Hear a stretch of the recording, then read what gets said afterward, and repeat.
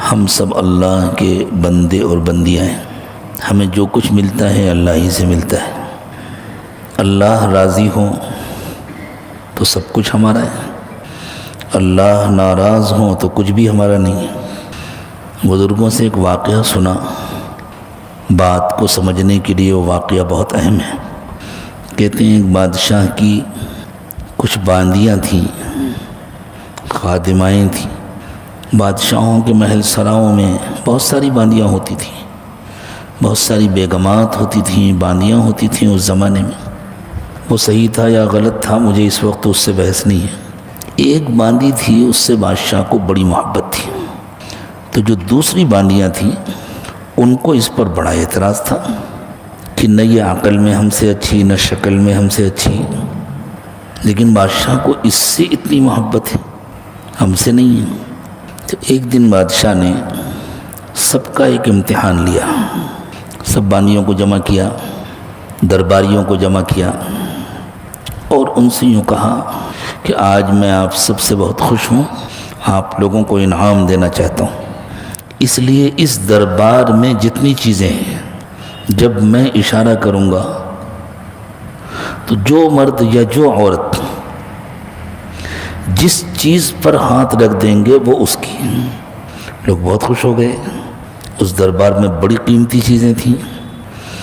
جیسی بادشاہ نے اشارہ کیا تو کسی نے قالین پر ہاتھ رکھ دیا، کسی نے تخت پر ہاتھ رکھ دیا، کسی نے کرسی پر ہاتھ رکھ دیا، کسی نے دیوار میں لگی ہوئی اور کسی سجاوٹ کی چیز پر، جس کو جو چیز پسند تھی اس پر ہاتھ رکھ دیا۔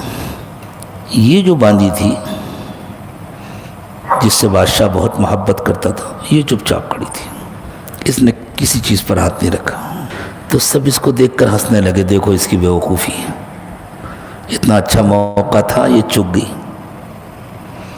تو بادشاہ نے ذرا ناگواری کے ساتھ کہا تم نے کسی چیز پر ہاتھ نہیں رکھا، تم نے میری توہین کی، تم کو مجھ سے انعام نہیں لینا۔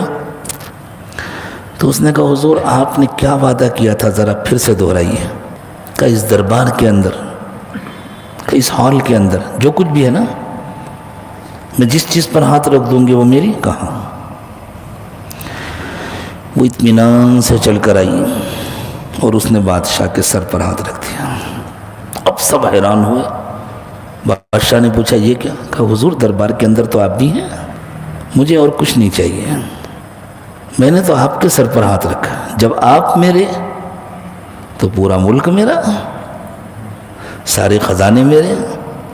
تو سچی بات یہ ہے کہ ایمان والے مردوں اور عورتوں کو تو اس کی کوشش کرنی چاہیے کہ اللہ ہمارے ہو جائے، اللہ ہمارے تو سب کچھ ہمارا۔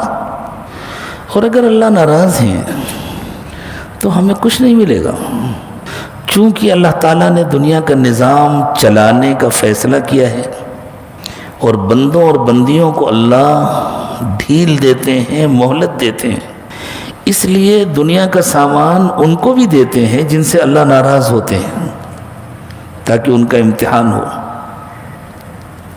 لیکن جب وہ سامان اللہ کی ناراضگی کے ساتھ ملتا ہے تو دنیا کا سامان ملنے کے باوجود سکون نہیں ملتا، برکت نہیں ہوتی، پھر لوگ پریشان ہوتے ہیں، اتنا کماتے ہیں لیکن پریشان رہتے ہیں، قرض نہیں اترتا، پریشانیاں پیچھا نہیں چھوڑتی، ایسا لگتا ہے جیسے مصیبتوں نے ہمارا گھر دیکھ لیا ہے۔